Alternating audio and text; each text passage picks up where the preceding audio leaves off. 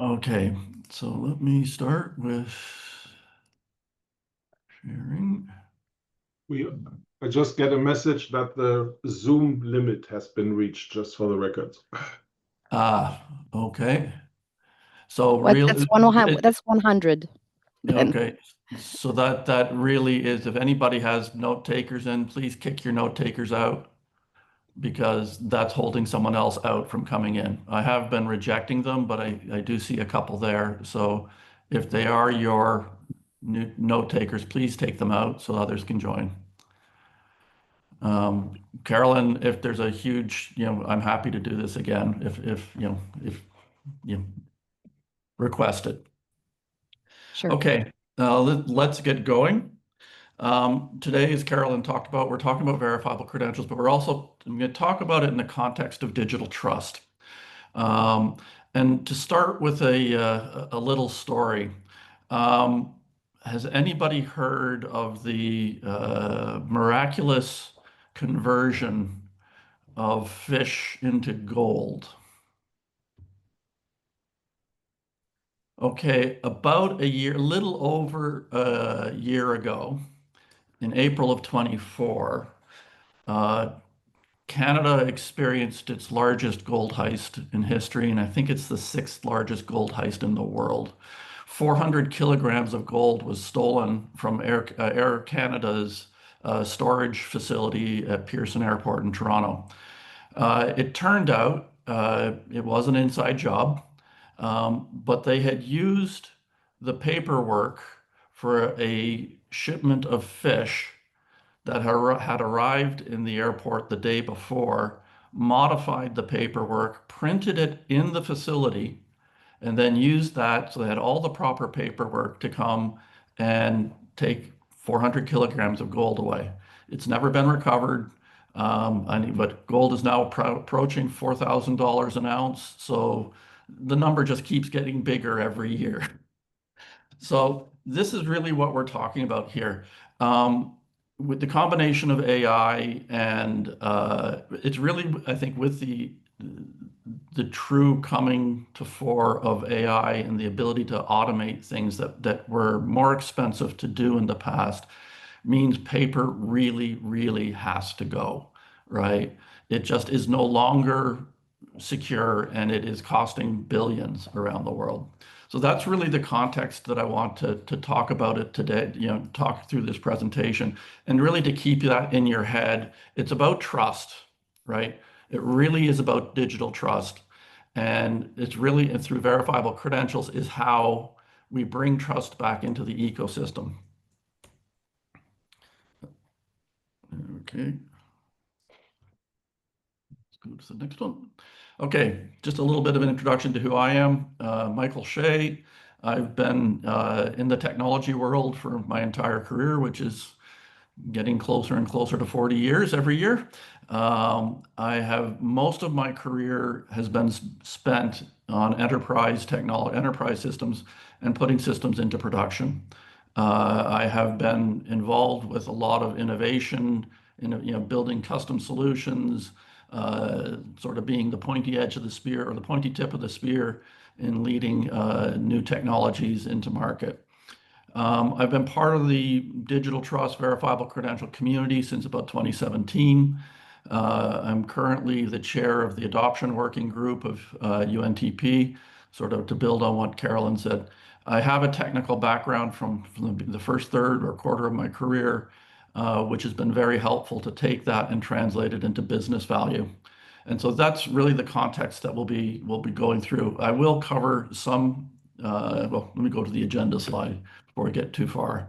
I will cover a very, very light dash on the technology side of a verifiable credential or what is in a verifiable credential. I understand it. If people want to discuss, deep differences between either credential formats or cryptographic curves or how that's not my area. So I'll go deep enough to just give you the assurance and then move on. The other part that I want, we talked about trust, and this is really the important part here within our ecosystem or in our world. Can we trust the transaction? Can we trust, trust involves uncertainty and risk. So in our analog world, we might, if I sit across the table from you or I meet you and shake your hand, that immediately starts to build trust. Whether it's appropriate or not is another question, but that's how we are wired. We are biologically wired. If there's certain, physical interactions or facial expressions, we may not trust as much. Again, whether or not whether that's a correct perception or not, that's part of how we do it. What happens now when you say digital trust, once we go into a digital medium, we start to have many, many layers that are interface between us and another party. We have the trust of, the computer or the system that we're on. We're trust of the software. If we're using an AI tool for anything, I mean, speaking is for myself, there's always a question in my head. Do I trust the answer that this, model is producing, or is it hallucinating, or is it, got something skewed? So digital trust is actually much harder.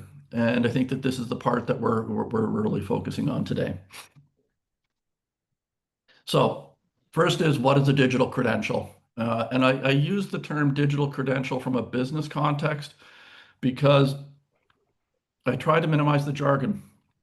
In a business context, yes, you can explain the verifiable, but as soon as you start putting in words that people don't understand or what the exact details are, it causes confusion and uncertainty. So I think we're all familiar here with these types of credentials.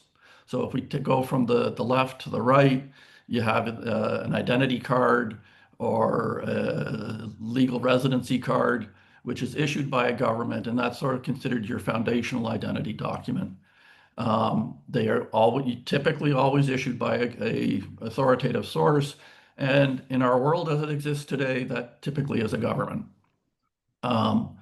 We then, as we move to the middle, we have things like bank cards, degrees, proof of degree, what are the different things, proof of residence. So you have these different other cards that are issued by trusted authorities relative to their business context or their public sector service context. And then further on to the right, you have the non-attested ones, things like club memberships. So these are the typical things that we've all, if you've been paying attention or following any of the activities around the EU digital wallet and EIDAS, these are very familiar type credentials. When we go broader, a digital credential is really anything today that may be a piece of paper. So if we look at these 6 different images here, the first being an inverter for a solar panel. Well, if you look at now in the distributed energy or in the energy grid, it's not just solar panels, but electric vehicles that may be plugging into grids.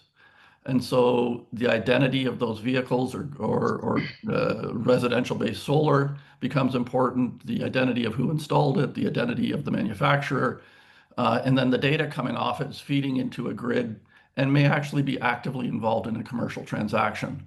So there's a lot of, the identity elements are much more varied, and then also the trust in the data that's coming off that device, that it hasn't been tampered, that the device hasn't been compromised. So it's the same again going into the medical world, a heart rate monitor. If that's in a hospital, it has one level of trust and security around it. But if that's a hospital at home type situation, again, you have data flowing over the internet from the patient's house to a medical facility. And you start to have all of these things can and should be a digital credential. The landing gear on the far right, people may not realize this, but a commercial aircraft today still is legally required to keep all the paper associated with the maintenance of that aircraft for the life of the aircraft. A commercial aircraft generates about a skid worth of paper every year. And, so if that aircraft is flying for 40 years, they've got 40 skids worth of paper that Okay. have to travel with that aircraft for the life of the aircraft. It's still All a right. very paper. Hello? Oh, please, hey folks, please put yourself on mute. I can't, um, so as we go through, each of these things are a digital credential. A cow is a digital credential. You may not realize it, but there's a lot, traceability of cattle is a huge thing. Things like foot and mouth disease, knowing where that cow has been, for both disease tracking and then also for traceability. Um, Critical minerals, I think people are aware for things like EV batteries. And the one that I think all of you at Surpass are particularly aware of some of the trade elements. There's a lot of work happening in trade, beyond digital product passports, that is really pushing this forward. So, what is a verifiable credential?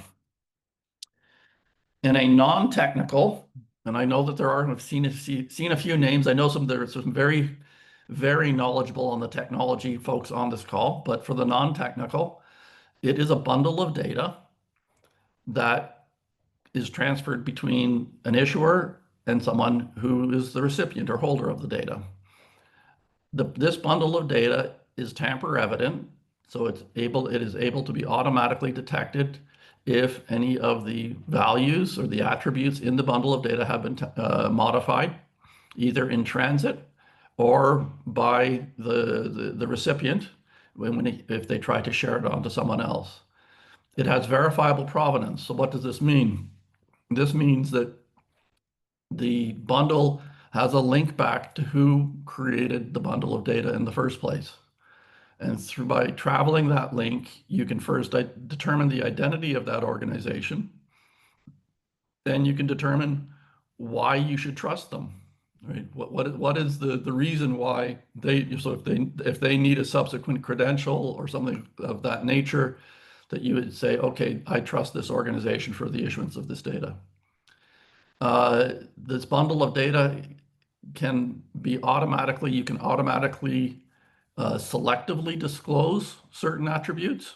So unlike in our paper world today, if you need I'll use example, I think this is consistent around the world, something like a mortgage application.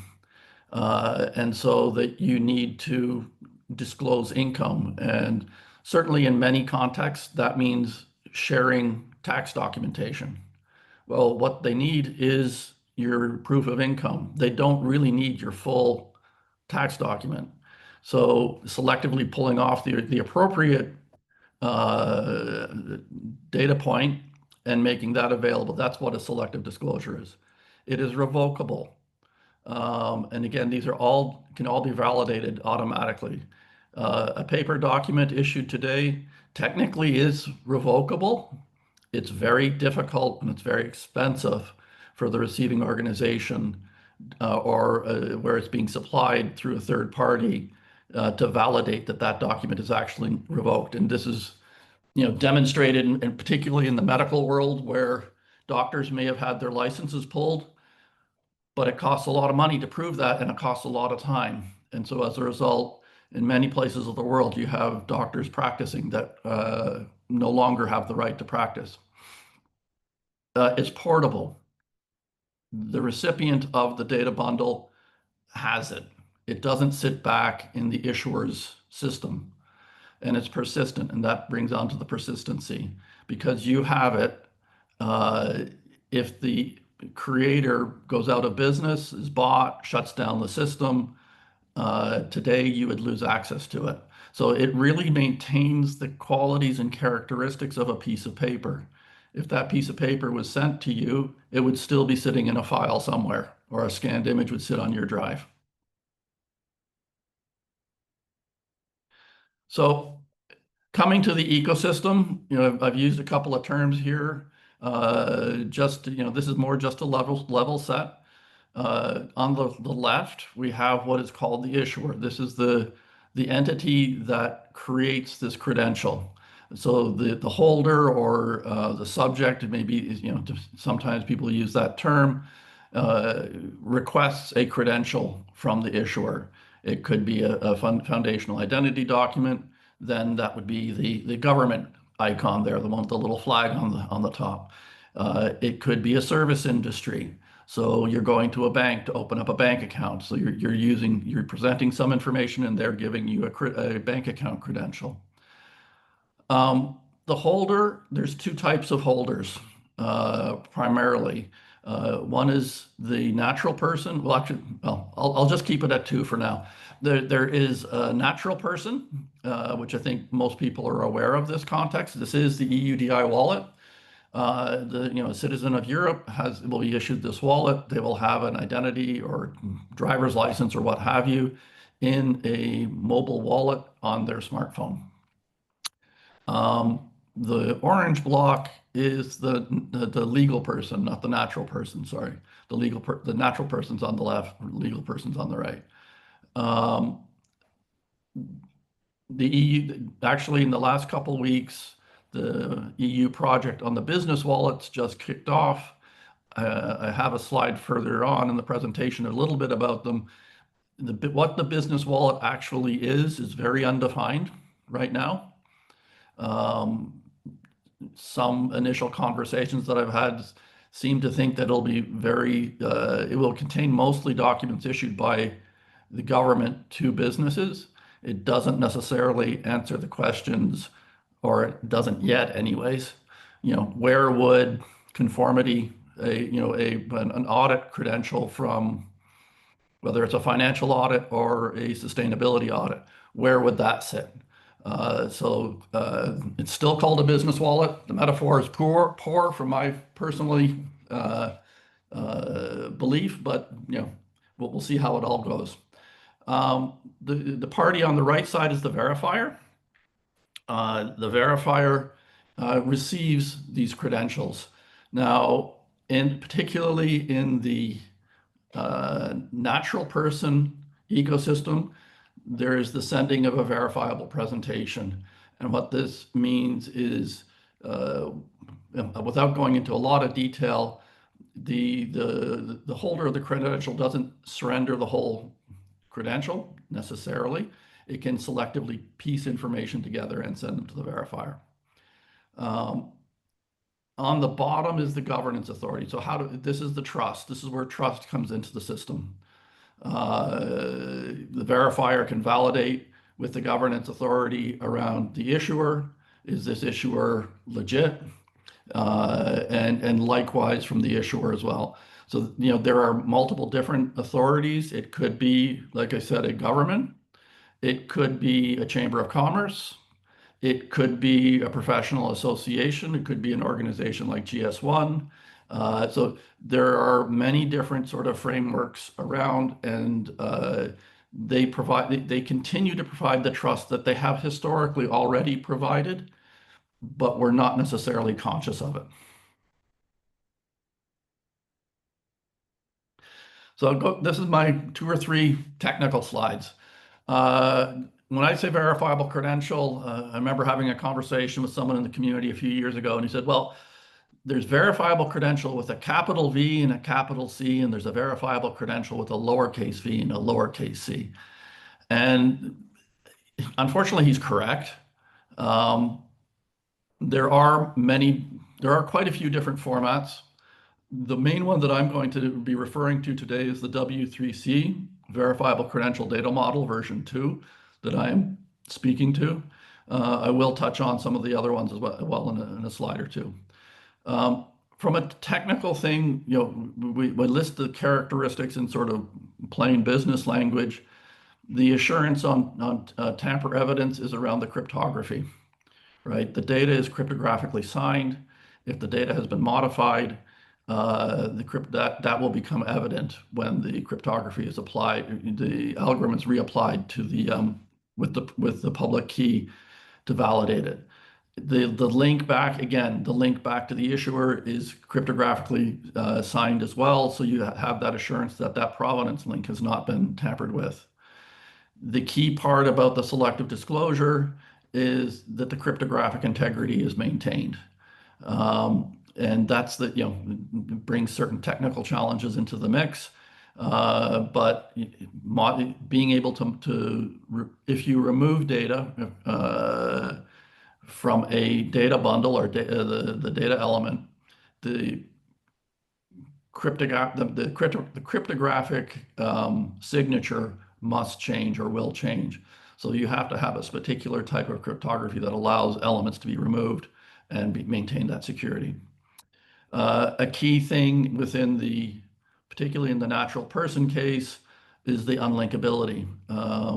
One of our challenges of our digital world today is the digital breadcrumbs that we leave everywhere we go, and this is how data aggregators, collect and sell this on to others. And so it's been a very key part, particularly within the technical community, to make sure that the credentials are unlinkable from a privacy perspective around natural persons. And the revocability. Again, we talked a little bit about that before. Looking at sort of again, at a high level, how a credential is constructed. So you have sort of three main elements to a verifiable credential: the metadata, which is the information about the credential itself, the claims that are being made or assertions being made about the subject, whether it's a sustainability claim or a claim of no forced labor or any of these types of things, that would be in that section. And that's where the ability to selectively redact claims or combine claims, it comes in the power of the verifiable credential. And then you have the cryptographic proofs at the bottom. And if there's any questions, I'm not seeing the chat right now. I don't see anything in the chat. So let me know and or shout out, raise your hand. Credential formats. There are more than 4 here. I've listed the top 2 as being, the VC Data Model version 2 and the ISO MDL. MDL is probably the one, not probably, it is the one that is most out in the wild at this point. It has been created, it is the mobile driver's license at this point in time, and it is being adopted around the world. So from an active placement, I would say the MDL is largest at this moment. The VC data model is now on its second version as a standard. And actually, I think 2.1 is actually even now either in the balloting phase or coming close to being approved as well. So it is particularly in other areas of organizational identity and identity of things and trade documents and stuff like that. That's where the VC, it is really made significant traction. Then there is the IETF. There's the IETF SD-JOT VC. That is part of the ARF, I believe. There's one more thing before going there. SD-JOTs. These are again types of SD is selective disclosure, JSON Web Token or Java Web Token. If you get into the tech part, you will see these words flung around or acronyms flung around quite a bit. It is also, to be very blunt, highly political. When you get a bunch of engineers together, everybody has the right and best thing to do. So it can get to be sometimes a very heated conversation. Underneath the VC data, you will hear the term SD-JOT, which is SD-JWT. That is also a foundational technology that's built into the W3C model. The IETF SD-JOT VC, which is mentioned in the ARF, it is a competing standard to the VC data model. and there is no interoperability between them. Uh, there was about a year ago, a little over a year ago, another effort started within IETF, um, that is the VC data model, the SD-JOT VC data model. My understanding that's been abandoned, and a new one has started called SD-JOT VCDL, and it's even, it's fairly new. Part of the challenge in business, some of this, and before I go there are more credential data standards or formats out there. These are the ones that are probably having the most traction and the most airtime if you plug into the technical community. Some of this churn is natural for an emerging technology. Some of this churn, but this churn also does cause hesitation for people to move forward. UNTP that Carolyn mentioned is VC data model, and as I go through some examples further on, my belief is the VC data model is probably the most important one to support. Yes, okay. I see the question from Judith. Okay, ISO MDL, and it was the SD-JOT VC was specifically the IETF SD-JOT VC is specifically set up to be non-interoperable with the W3C VC data model. That challenge has been acknowledged and is being the VCDM and now the VCDL is an acknowledgement that that's not good, and they are trying to correct it. There's a lot of differences, or there's a lot of changes. It gets into to go. I'll be very honest, Judith, to go into the actual guts of what is the specific interoperable challenge would be a little outside where I'm comfortable making that type of analysis or going into that detail, and it would probably be a rabbit hole right now. I hope that is okay, helpful. So moving on, touched on wallets. In the European Union, we have the EUDI wallet, which is the European Digital Identity Wallet. This is coming from the eIDAS version 2 effort. It was initially supposed to be for both natural and legal persons, and one must be issued by every member state by the end of next year. Outside of Europe, it is more of a market-driven effort and not necessarily a government-issued wallet. I had been questioning the concept of a wallet for businesses actually long before the eIDAS stuff started, because the paradigm actually, or the metaphor to me, makes no sense in a business context. But the commission recognized that actually the business wallet is fundamentally different. So for the legal person, it's fundamentally different than what a natural person is. And so this was acknowledged in March this year. And as I mentioned earlier, in the last couple of weeks, as part of the WeBuild consortium, that is a significant part of, to come up with standards for a business wallet. So what exactly that means is, not defined yet. This is a paper that was published by four folks from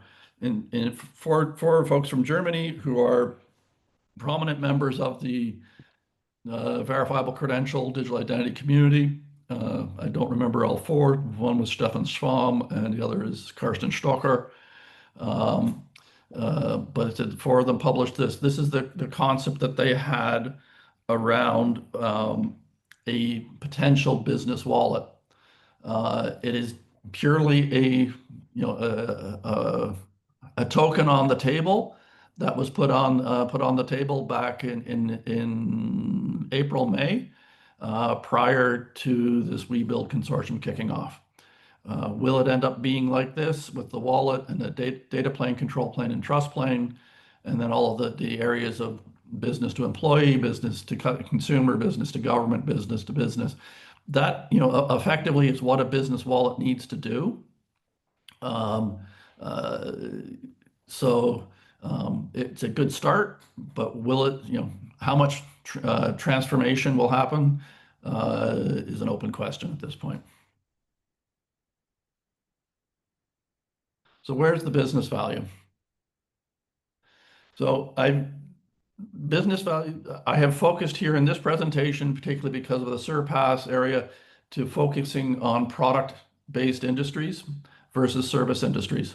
Service industries have different value points. So particularly in the product-based industries, so manufacturing certification and quality assurance.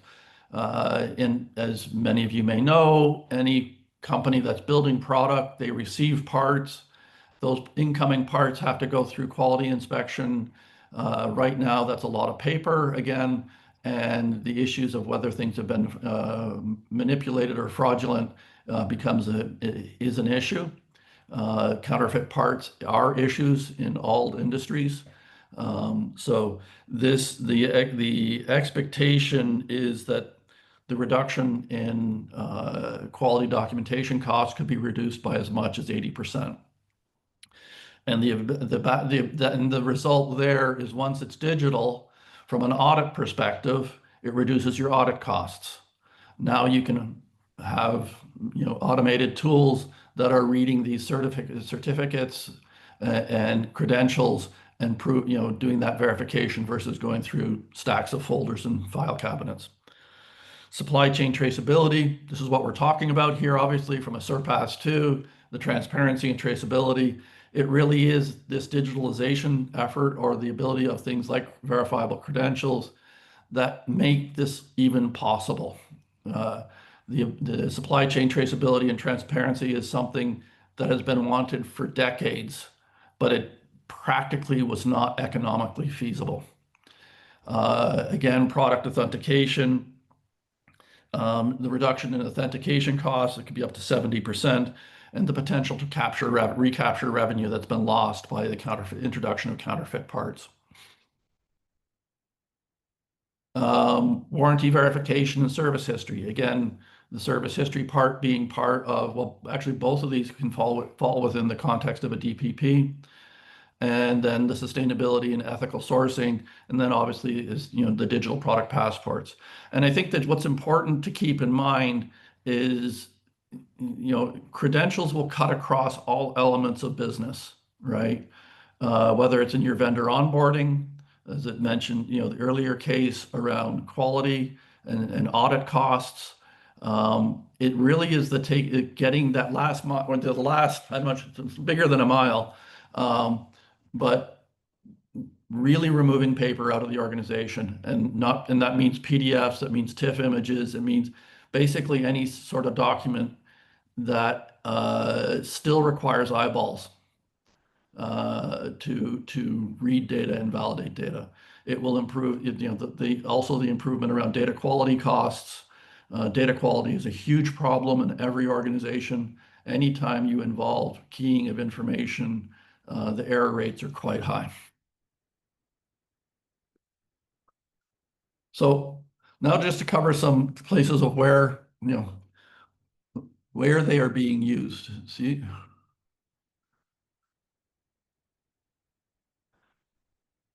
How do you see? So I'll get to that. That's an extremely important part, Andreas. The ability this is particularly where things like selective disclosure can come into play, such that you are only revealing certain information. In the personal world, we talk about privacy. So in the natural person world, we talk about privacy. In the legal person world, we talk about confidentiality.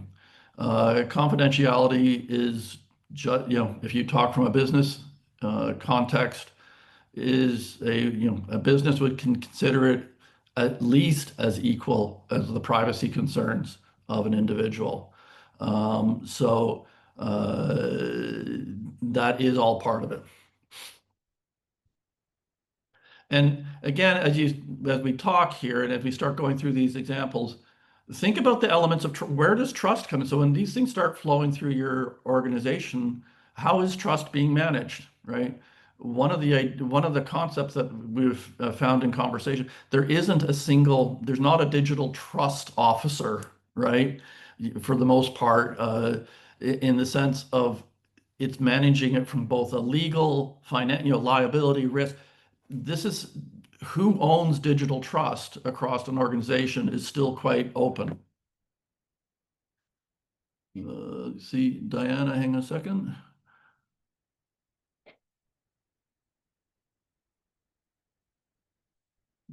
From a circularity perspective, the actors involved in the product life cycle, blah, blah, blah. Yes, so that they would have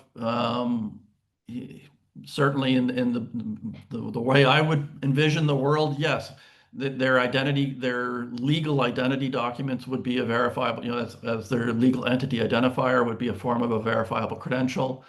Uh, Likewise, if they are registered, so if it's a registered repair or refurbisher, um, for particular products, they may be registered with the manufacturers. They may or may not, but particularly where sensitive information has to be disclosed, having a credential issued by the creator of the material, it would not be unheard of either, because if they need it would be not any different than what they're doing really today, in many cases.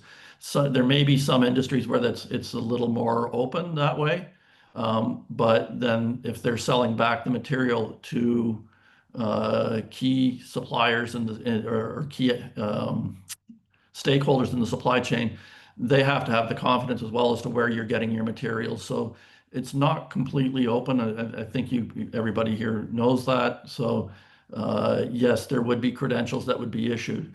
This is why everybody in an ecosystem plays at least plays three roles of issuer, holder, and verifier.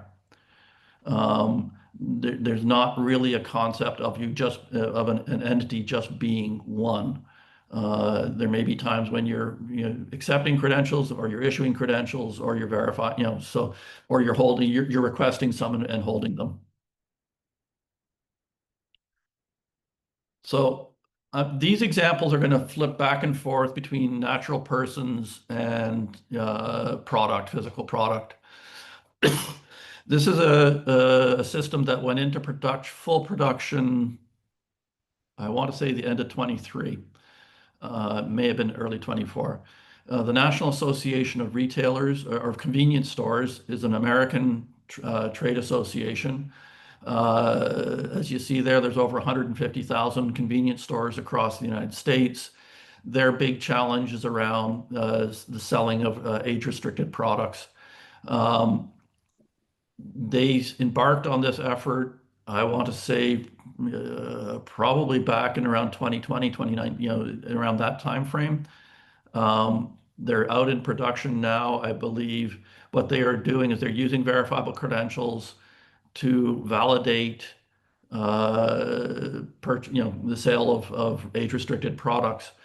One of the key things that they did in the design and development of this is having all the relevant parties at the table during the design phase, and that meant legal in particular. And there is a natural tension between only thank you, and Christine. Oh, someone's note taker. Okay. A good nudge anyways, 20 minutes left, or 15 minutes left. Basically, selling of age-restricted products is a big problem. Everybody knows this, of cigarettes, marijuana-based products, alcohol, vapes, all of these things are becoming very expensive. They've launched this to obviously combat that. But as I was saying, when they designed it, they had both marketing and legal at the table. And that's a big tension. Marketing wants all the data. Legal says, no, we want to minimize the data. And so they ended up off of a driver's license. I believe there's 30 data elements on the driver's license. They end up going to market with only 8. So that privacy element and the unlinkability would not be there. They do have a mechanism where under court order they can reveal identity, but otherwise it's a 2-part process, multi-signature process to be able to actually get into the data. So it's sort of the core tenets of the true age system. So the channel ubiquity, ID validation, privacy, right? Oh, sorry, only 4 pieces of information they actually, so they don't capture any other PII. The volumes, and it's free. In the convenience store world, cost is a huge, huge thing. And so it had to be free. Let me see, got another comment. Okay. Okay, so this is a very, very, very simplistic model of a textile T-shirt supply chain. What we tried, this is part of an article that was written by myself and Nis Jesperson on trying to take how UNTP works and put it into simple language with almost zero technical jargon. And as we were coming through, we came to realize there's this repeating pattern through this.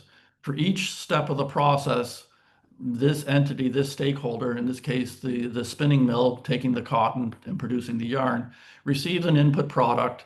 And in the context of UNTP, and I know that Steve Capel did a presentation regarding UNTP to this community back a few months ago. This is a little bit, I'm not going to go anywhere as deep as Steve did, but maybe a little different context at it. So you have your input product, you have it, and this is the key, sort of the whole crux of what UNTP is. There's 4 key elements: the traceability event, the digital product passport, the facility profile, and the conformity credential. These are the elements that make up the DPP. Every step of the process takes some input and creates an output. And this pattern repeats all the way along the chain with regards to UNTP. Let's see here. Okay, yeah, thank you, Carolyn. Yeah, that's the paper I'm talking about. You'll see these images in there. So as we move from step to step, that's what happens. Just making the picture a little bigger so you can see it. The 4 key parts: the digital product passport, a traceability event is basically anytime it's a transformational event. Again, simplistically, cotton comes in, it's spun, thread goes out, right? Obviously, there's more in here than that.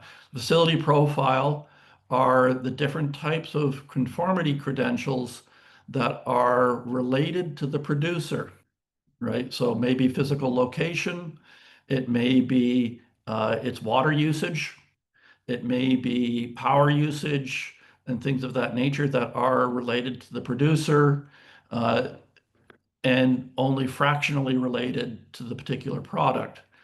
But there's also conformity credentials for the particular product, so that the dyes, for example, let's say, are appropriate and non-toxic, appropriate for children's clothing or something of that nature, right? So, and the difference of a conformity credential versus just a statement or is that a conformity credential has been audited by a third-party auditor. So the producer could say this can issue a self-issued attestation, and that's perfectly valid and part of the product passport. But when it becomes verified by a third party, it then falls into the conformity credential.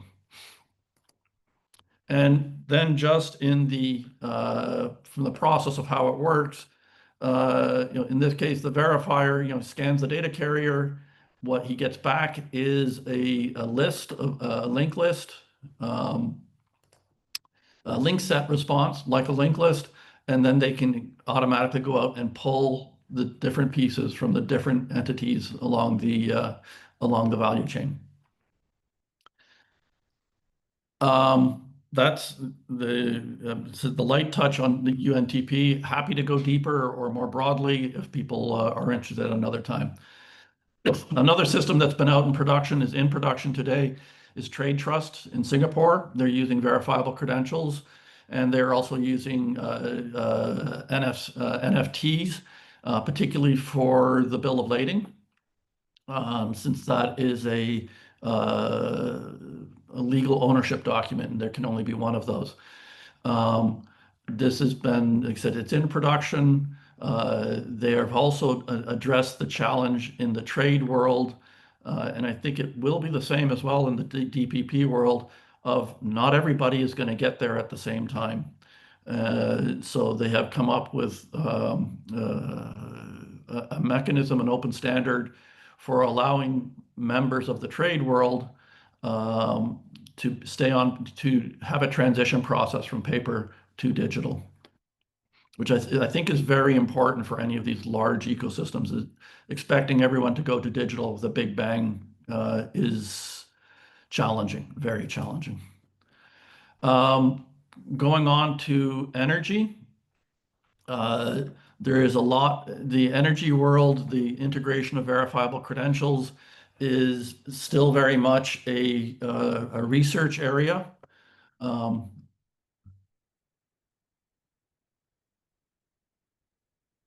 Your slide shows DPP for yarns and materials on the upper side of the. Okay, thank you, Christina and Anna Christina. Like I said, I won't pertain to the accuracy or the true detail of the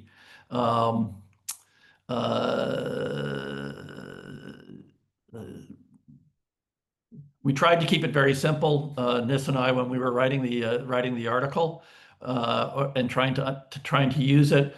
I don't pretend. I know. Let me back up. I know that the chain is far more complex, and there may be differences between how a European DPP is used versus how we were envisioning a UNTP, which has to cover both the EU's but also the rest of the world, where it's a voluntary thing at this point in time.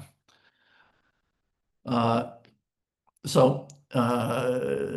I'll touch on that EU DPP and the UNTP DPP in a second, because I think that raises an important point.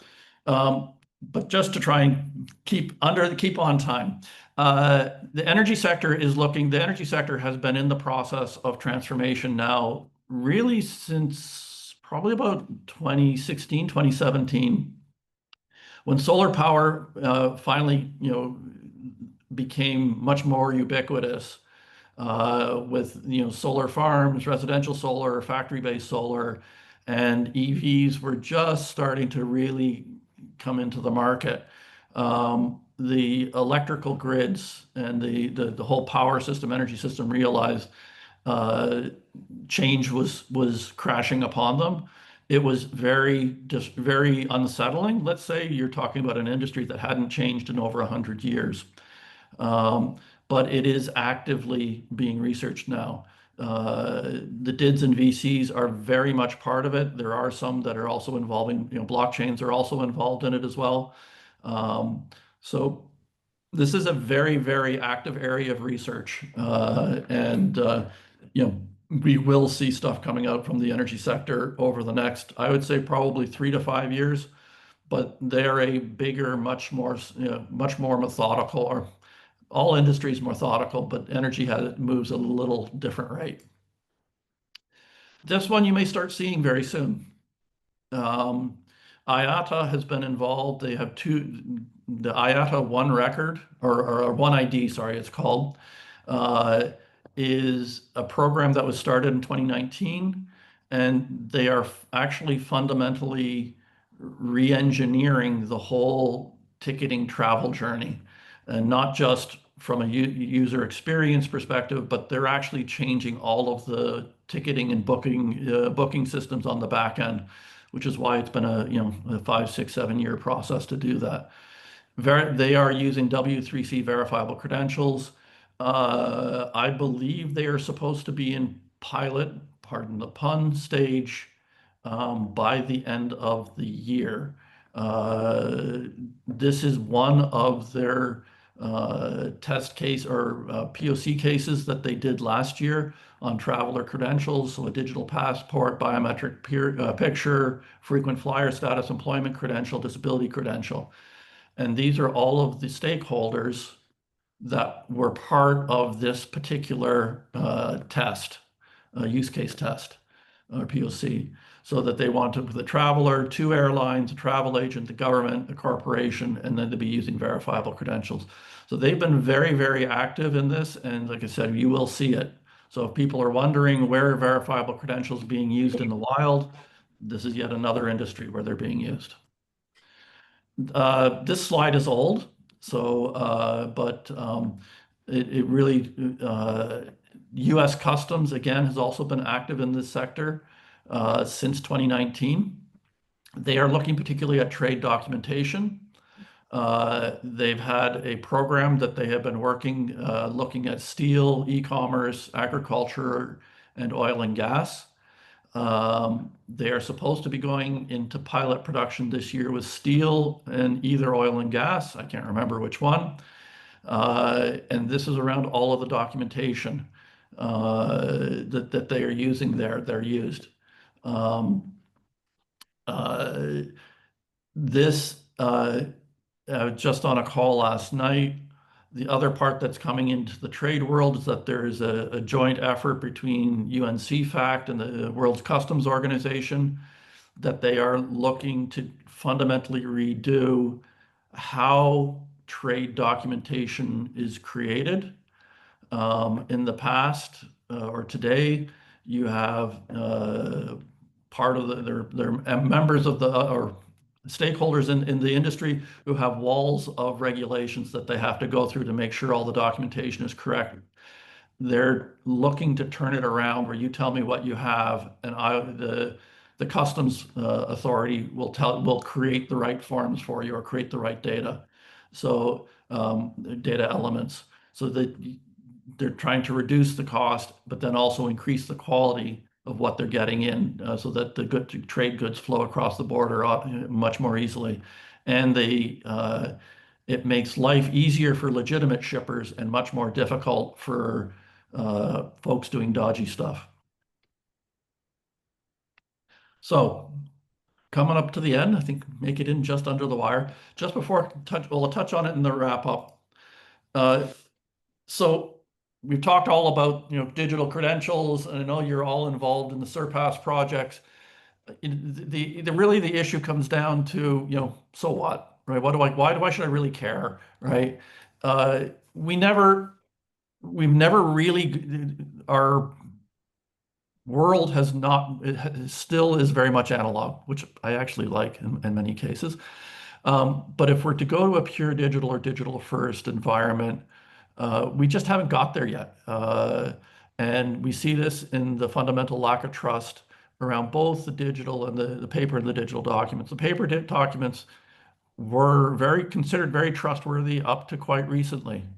And digital documents, less so. I think people have always been worried about them, but it was the inability to ensure or create the level of assurance that always kept the paper around. Always, why were the laws not changed that we could have a digital signature where you still required a wet signature? Because there was a fundamental concern on the assurance and trust of the digital document. With verifiable credentials, that concern goes away. A verifiable credential is for every kind of document, right?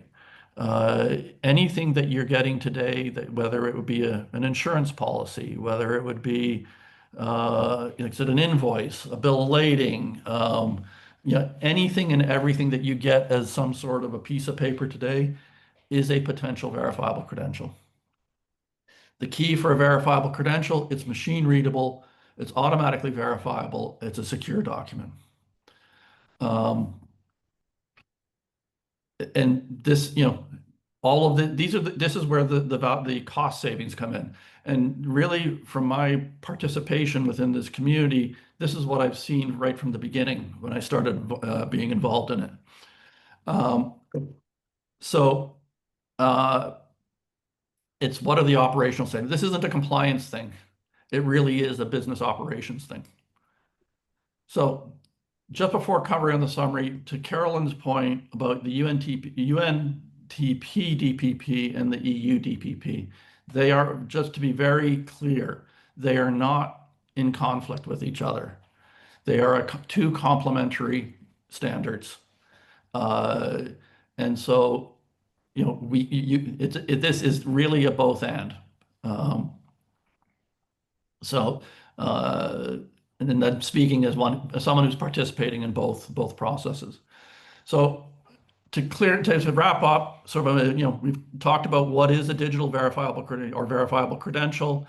I hope that your field of view has gotten larger, right?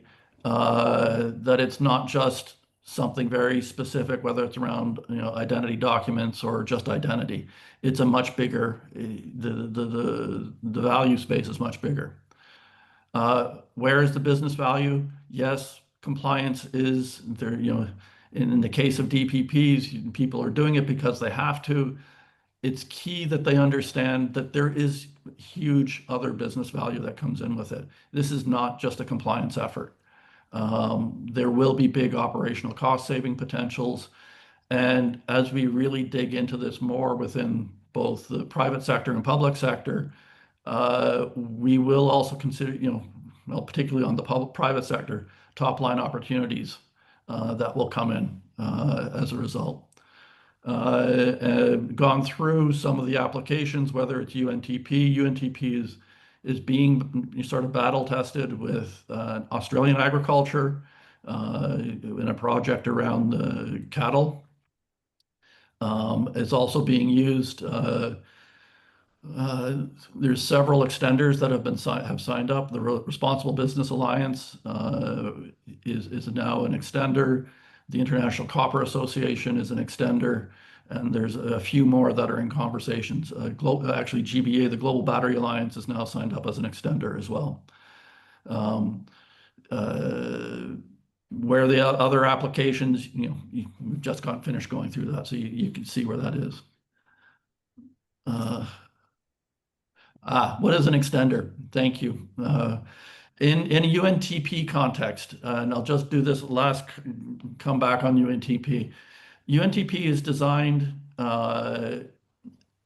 to be extended. It is an open source project under UNCFACT. It is the belief is that 80% of from an interoperability standpoint, it provides that base layer of the system that would allow interoperability between different industry verticals or industry sectors. We believe that's about 80% of the effort, and that's been done within UNTP and continues to be done in UNTP. However, we also know that it cannot ever be a one size fits all. So the last 20% is expected to be industry specific. And in the UNTP world, we have two main constituencies, I guess you might call it, extenders and implementers. Implementers are organizations that are taking the standard and actually writing it, building product, and putting them on the market. Extenders tend to be more trade association member associations who are saying, okay, like the International Copper Association saying, okay, copper is a key part, it's a requirement in EV batteries. How do we define the right semantic schemas and everything that allows us to use this for the whole copper industry? So they are adding the additional functionality to the standard, to the protocol, specifically for the copper industry. So Yes, UNTP employees absolutely use the VC2 data model. So that's what's happening. So hopefully that answers. I can go into much more detail on that if anybody is interested. I just want to really meant this as an educational to really open up to make sure people really understand. Uh,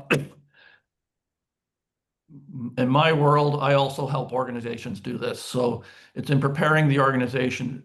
Particularly, it's not the technologists that I'm looking at. It's really the business people, your legal department, legal, all of the roles of where are these digital credentials. And so one very, very, very soft, because I'm not supposed to pitch, these are things that, if as an organization, this is something that you need or you feel to educate leaders to understand why these programs are important.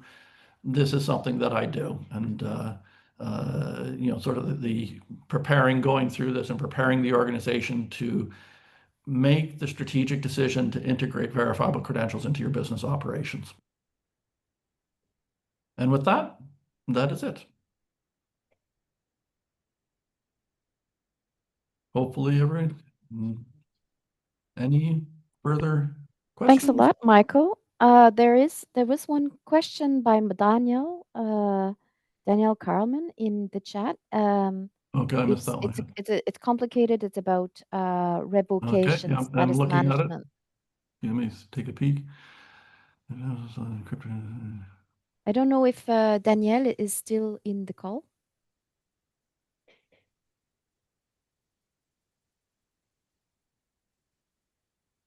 Danielle Carlman, if you are still here. At any case, I understand. So thanks a lot for coming to this presentation. I hope you found it informative. You learned things. Hopefully, get you excited about verifiable credentials, excited about building the European business wallet. So right, personally, I'm looking deeply into all this activity going on, and then the new work being done by the European consortium. I think it's called WeBuild Consortium.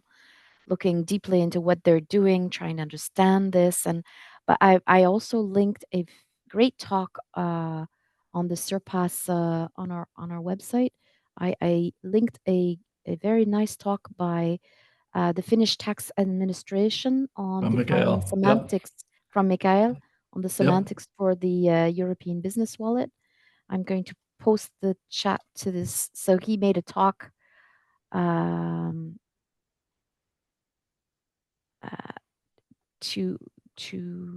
is that the kickoff for the WeBuild? It's a couple weeks ago. No. This presentation, a presentation he made in his Verity webinar on semantics for the European business wallet and the work being done in the Nordics on defining business terms that could be used in different business ecosystem credentials. So this is very, very useful presentation. For everyone who's interested in semantic interoperability and business wallets and trying to bridge the gap between the business wallet community and the DPP community, I think this is going to be very useful. It's going to be very interesting. I don't personally, I don't see how the ERPs, manufacturing execution systems, CRMs, how these systems are not involved in it just doesn't make sense. It doesn't make, so it will be very interesting how the EU business wallet fits and integrates into some of these other systems. But it doesn't mean a new piece of infrastructure has to be introduced into our environment, and that's an unknown question at this time. Did someone want to say something? Maybe a question from my side. This is from Circular DPP service provider. We are currently in the transition from proprietary DPP solution to an EU conformal, which would also have to include digital trust. And there is a standard proposal already proposed by the European Commission on data authenticity. Surprisingly, verifiable credentials are very briefly mentioned there. They speak about a very generic term called electronically signed data construct, and they mention a couple of standards which you didn't mention, like digital signature data structure, ISO 24248, and others. And I was a little bit surprised by that. I also was under the impression verifiable credential could be the right thing. So what would you see, what would be the biggest barrier to implement verifiable credentials? Because at the moment, I also have the feeling that the level of maturity, at least on the adoption of this technology, is not high enough for businesses. How would you assess that? I would agree with the maturity, the high enough of the understanding of this technology is not there within businesses, which is why my second last slide is there. Is that's what I am trying to work to try and with some partners to try and address that, because having been part of this community for the last whatever 7-8 years. This is the barrier that people are talking about right now. It's not so much the technology 2 or 3 years ago, people could say it was very immature. That's not true anymore, but people don't understand it. And so I think that's both from the policymaker side and from the business side, that they don't actually understand exactly how it works, or enough of how it works such that that their doubts are gone, right? Um, uh, but on the other side of some of this, and I'm not particularly familiar with the specific regulation or standard that you just talked about. NIST finally, in their 800-63 publication, the version 4 of it, has fully integrated verifiable credentials into it. But the first version of this document, which was circulated over a year ago, had almost no reference to verifiable credentials and decentralized models. And they got a firestorm of response when they put the standard out and put the special pub out for review, and saying, not just from the technical community, actually from within members of the U.S. government as well, saying, guys, this isn't acceptable anymore. So version 4 now has it fully integrated into the fundamental identity, certainly for the U.S. government, and I know it's looked at around the world, right? So okay, so it's yeah, it's still a topic and a matter of educate people to make sure that they understood.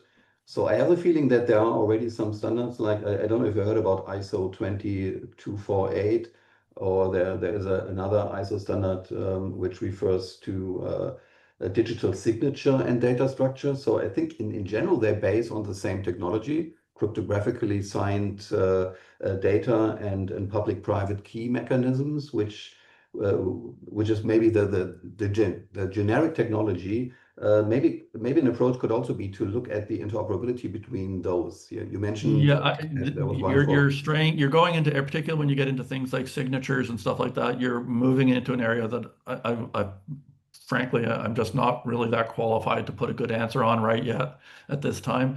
I do know that, from all the which cryptographic signatures, I mean, there's a bunch of standards, like any standard, right? There's a bunch of standards that are normative standards that go with it, right?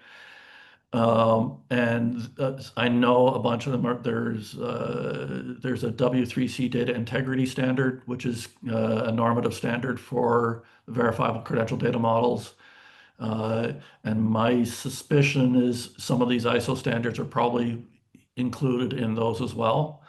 But I don't know them well enough at this point, honestly, to give you to make a strong answer to you. So I'm gonna. Okay. Yeah, but that's maybe an exercise, maybe for some research institutes to look at it and to see if there is a common ground to maybe find a way to make all these digital signature standards, including verifiable credentials, somehow interoperable at a certain level. I think that would be important. It is a, certainly from I mean, for my involvement, and it's, ebbed and waned over the 8 years around, particularly in some of the core technical standards. Interoperability on the W3C side has always been a topic of concern. People might criticize or make comments about things like how many different DID methods or decentralized identifier methods that exist in the ecosystem. But the other side of that coin is that means interoperability is a very big profiled item, and that's always been part, and particularly from a decentralized world, you don't have a decentralized world if it's not interoperable. Okay. Nico, maybe you can send me the references to the standards and the EU regulation that you mentioned, the EU data authenticity. I think that this is published by, and I think Caroline, you shared this link from the national standardization body in France. They published the document. I'm not sure if they are still available because the invocation phase is probably closed. I shared. You shared a link to the standardization body in France, who proposed or who offered the standards for commenting. It's a couple of weeks ago or month ago. I can send you the information. So I got it. Yes, please. I think, Don't you hate when that happens? I got it from Marvin, and I'm pretty sure you do a lot. Don't worry. I sent you a reminder on that. Yeah, sure. So we are currently looking into these standards, and there is a certain level of hesitance what to do now. Verifiable credentials, those standards which I mentioned there, what is the right thing to do now? And making the right decision is pretty important for businesses. I totally agree, and this touches upon Jasper's comment in the chat here. This hesitation that and the cost that it would possibly impose on SMEs, and that there's a question of the fact that for the moment we cannot conclude that the use of verifiable credentials will be mandatory for the European DPP, and he was asking, are you right? And to the best of my knowledge, he is correct. For the moment, I cannot say that the upcoming standards for the EU DPP will make it a mandatory use of verifiable credentials. At least on a higher level. So they mandates electronic attestation of attributes, and they mention verifiable credentials could play a role there, but they do not mandate verifiable credentials itself, which I think is a general policy. They don't want to push organizations into certain technology and try to keep it as open as possible. But at the end, you need to find a compromise for the sake of interoperability. But they do mandate electronic attestations of attributes? So this is one area of application for this digital signed by electronically signed data construct.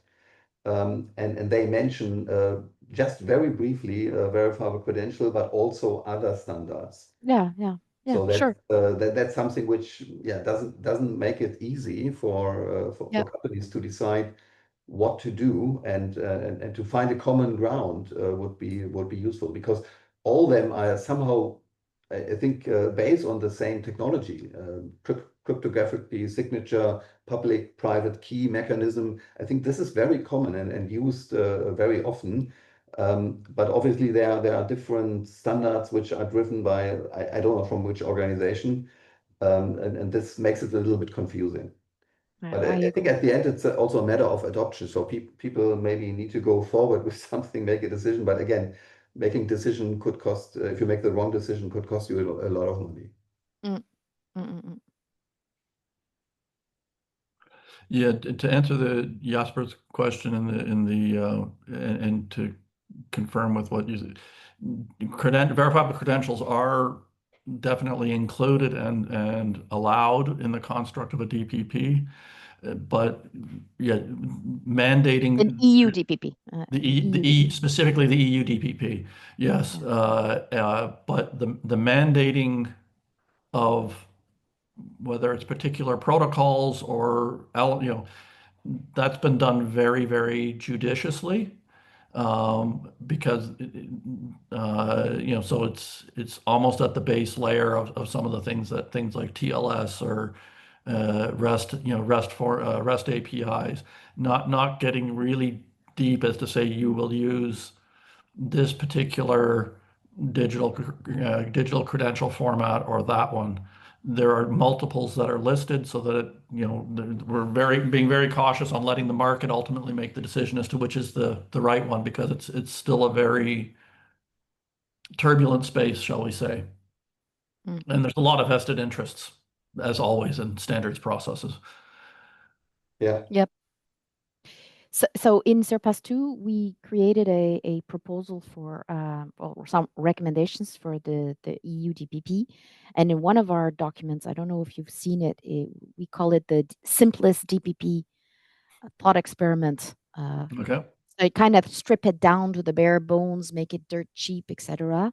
We removed all the fancy stuff that you could throw at a DPP system, and kept only the bare bones. And we did not recommend the use of verifiable credentials in the lowest possible cost DPP,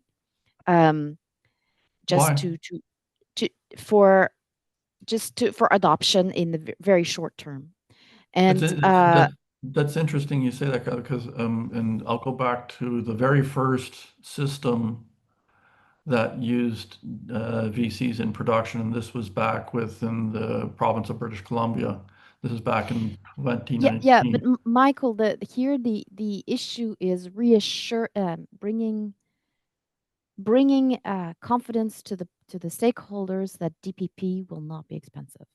And if you But need more, what I was going to stuff, say, yeah, Carolyn, is yeah. that when they initially created, they used the commercial registry of British Columbia was the document, and even then, when they were other departments within the government want us to say, oh, we can use this, they were able to integrate in the VCs in a couple of hours, literally a couple.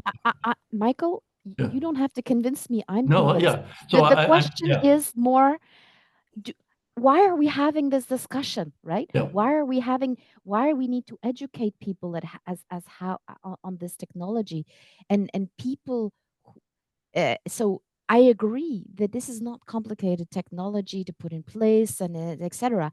But the thing is, people have to first know about it.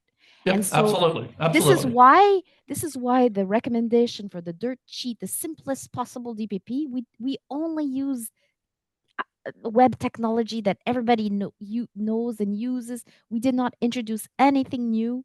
And then we, of course, hope that additional technologies, and such as this one, when the value associated to it and its cost is more understood, and what it can do, um, it will come. This is why I'm holding this meeting with the Yep. DPP service provider community, because I do hope that I'm going to leverage this community to accelerate the adoption of this technology. This is my hope. And I'm here to support. Yeah, and we will definitely contribute to that. And I understood this document which you mentioned, Caroline, more as a thought experiment, Yep. to create a kind of a baseline, to have a starting point, where you can build upon all these other things which will be required in the future. But I Yeah, think it's, if you look at the whole thing, it looks very complicated. And so from that perspective, I think it's good for small companies to look what would be the minimum, the exactly. backbone of a DPP implementation. Of course, there are still some missing things, but it will be a starting point. So from that perspective, I think it's quite interesting, and this document is public. I could also recommend to read it. So I found it quite interesting. And if I put on my adoption working group chair hat for UNTP, I'm actually very interested in this topic. What are the barriers? Because this is really, how, from a UNTP construct or context, we're looking to see how to get it out and get it into the market, get it adopted. And so if folks are, interested or willing to share information that way, some of the concerns and the constraints, please reach out. I'd be very interested to talk. Mm. And I like the comments being posted in the chat about like isn't trust more important, and why would VCs be so? I this is why I trust is so important, that the cost for implementing VCs should be completely negligible. But in the European DPP context, the ESPR, well, thanks for the heart. The ESPR is not very clear on the trust level of the DPP data that it requires.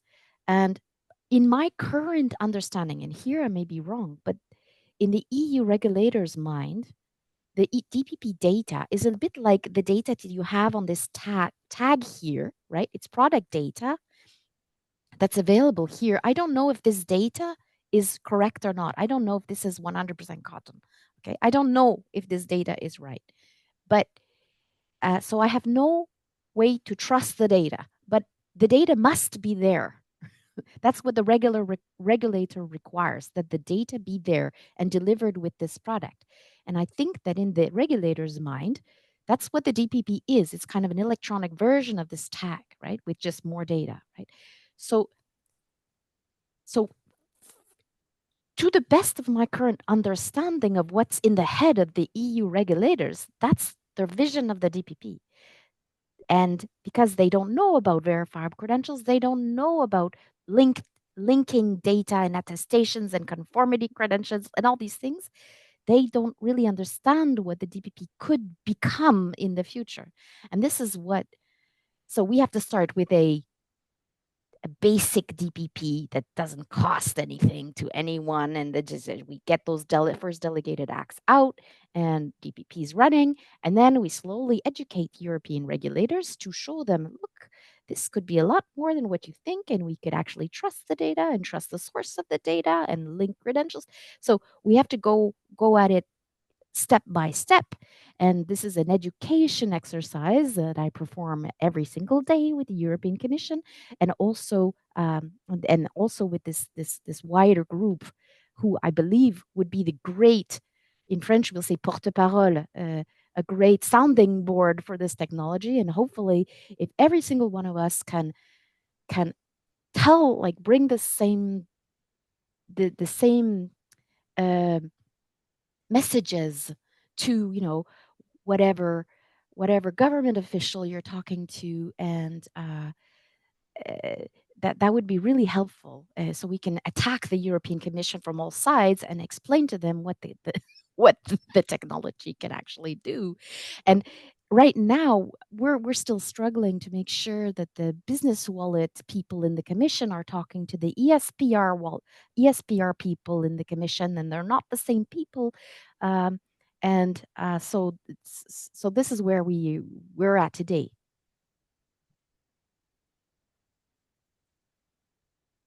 I think that wait, there's lots of other.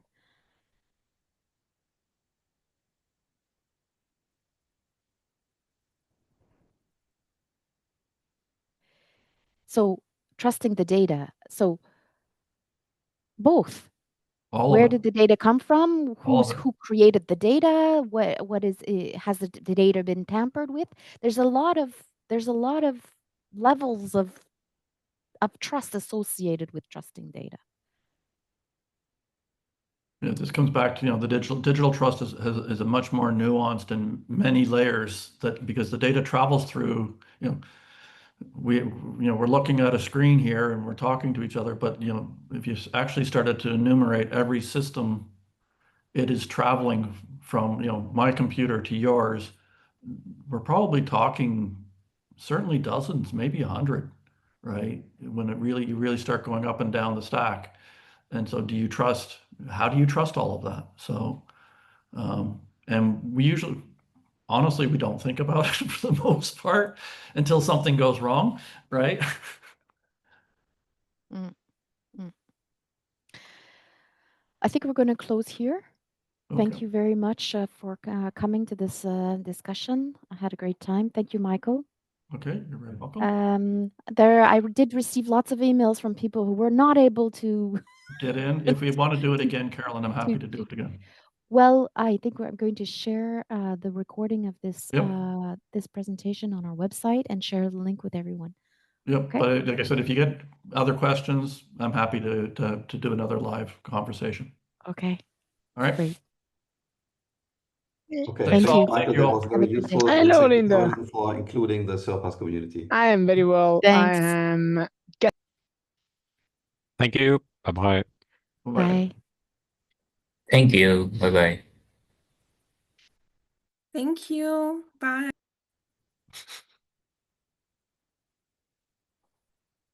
Let's stop the recording.